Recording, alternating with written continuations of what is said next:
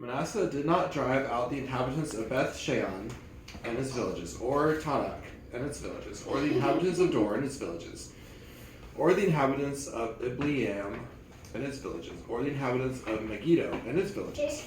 For the Canaanites persisted in dwelling in that land. When Israel grew strong, they put the Canaanites to forced labor, but did not drive them out completely.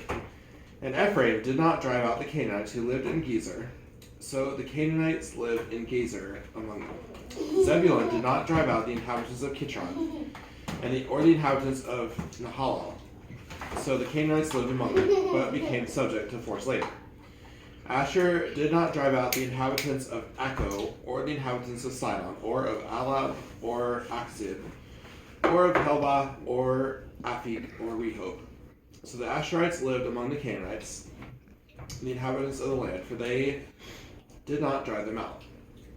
Naphtali did not drive out the inhabitants of Beth Shemesh, or the inhabitants of Beth Anath, so they lived among the Canaanites, the inhabitants of the land. Nevertheless, the inhabitants of Beth Shemesh and of Beth Anath became subject to forced labor to them. The Amorites pressed the people of Dan back to the hill country, for they did not allow them to come down to the plain. The Amorites persisted in dwelling in Mount Heres, in Aijalon, and in Shalbim. But the hand of the house of Joseph rested heavily on them, and they became subject to forced labor.